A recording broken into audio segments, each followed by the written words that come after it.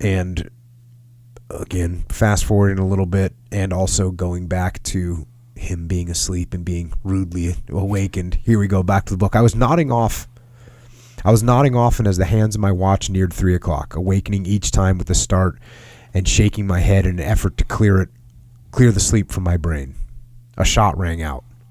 It seemed to come from the very entrance of the pillbox and was the cue that set off a fusillade of small arms that reverberated back and forth among the hills.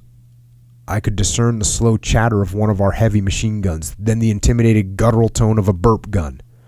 All the sounds seemed to emanate from the area around the farmhouse, as if every conceivable type of small arms vied to be heard above the accompanying noises.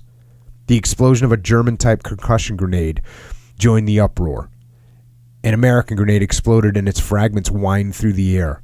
A few rounds of mortar fire exploded above the din. I heard the guards scuffle and curse as they tripped on the entrance to the pillbox. I was suddenly more afraid than I had ever been before. My body seemed weak all over, and I wondered if I had the strength to stand up. I opened my mouth to sound the alarm, and I wondered if anything would come out. "Wake up, everybody!" I shouted, surprised that the words actually came forth. "I don't want anybody caught sleeping in this damn pillbox." We had waited long enough. The Germans had come. The sound of small arms continued, heightened by the explosions of dozens of light mortar shells. Fear gripped my body and left me trembling. I was not so much afraid of what was happening as I was of the horrible visions my mind had dreamed up of what would happen should we fail to repulse the attack. I visualized the mad dash to reach the entrance to the pillbox, to escape entrapment within, only to be met by a hail of enemy fire or a hellish blast of a flamethrower. My imagination ran a gauntlet of evil. So this is a counterattack. Well, this is what you've been waiting for. Now the company of veterans will find out what it has in this youthful, inexperienced CO. Quit shaking, goddammit. Stop trembling all over. Get control of yourself. Act like a soldier, goddammit. At least you can impersonate an officer. Savage tried the battalion phone. The handle, which should have produced a ring, made an unnatural grating sound. "The line's out," he cried. "I'll try the other line, Blackburn. I'll try the other line. Blackburn, get your radio set up outside." So this is, despite the fact that they've been mortared and they've taken some fire and they've had some little probing attack, this is the big one. This is it. The Germans had come.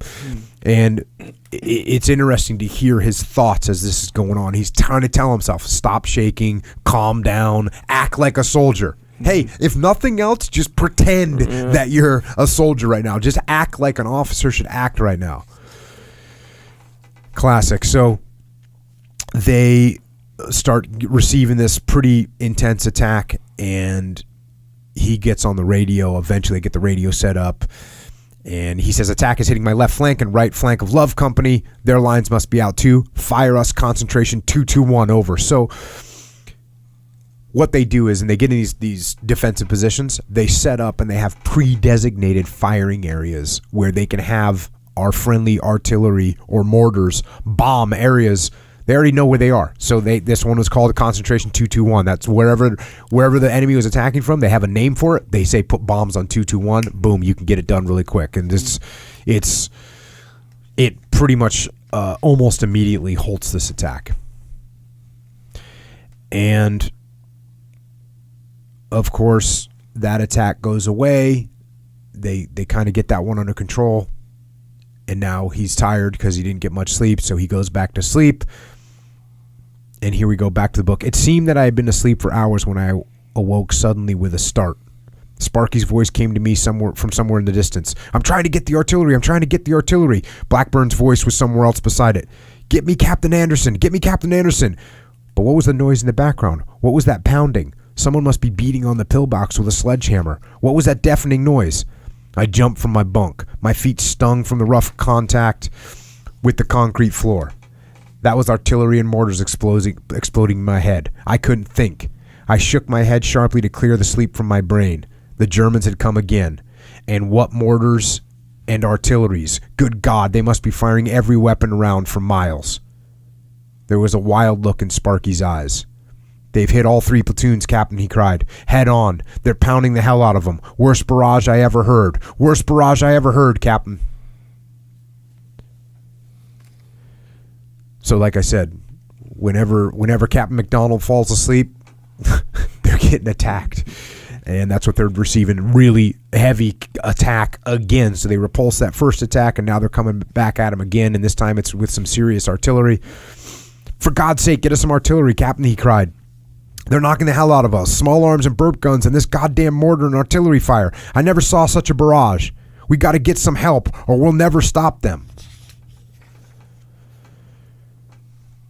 For God's sake, Captain, hurry, Middlebrook said. His voice was half frantic. I got 2 wounded men here in my pillbox now. God knows how many more are out there. I suddenly remembered the 155s. That close-in concentration we had zeroed on our front. So 155 is a bigger artillery shell. It's the big daddy. And they had got a concentration of fire that was really close to them. So, hey, if we're getting like just about to get overrun, we can call this particular concentration of fire. That close-in concentration we had zeroed on our front. What was it called? Queen 163. Queen 163. Oh God, let us get the 155s. Hello, Tear 1 to Tear 3. Roger. Tell Tear to give us the 155s. Concentration Queen 163 and fast. Over. So he calls in that concentration, which is really close to them. You're calling in 155 millimeter mortar shell. I want to say it has like 25 or 30 pounds of explosive in it, and they're calling in a bunch of it. And here we go. My heart skipped a beat. Savage ran back inside to relay the news to platoons, and the big artillery shells whispered their messages of outgoing death. The deafening explosions to our front were followed by the noise of shrapnel spraying the trees around the farmhouse, and small pieces of spent shrapnel fell around us. So they're calling those bombs so close that they're getting hit with the shrapnel from the bombs. That's how close the enemy was, and that's how close they're calling these bombs in. I called for a repeat on the barrage. And when the battalion said, Roger, I knew we had won.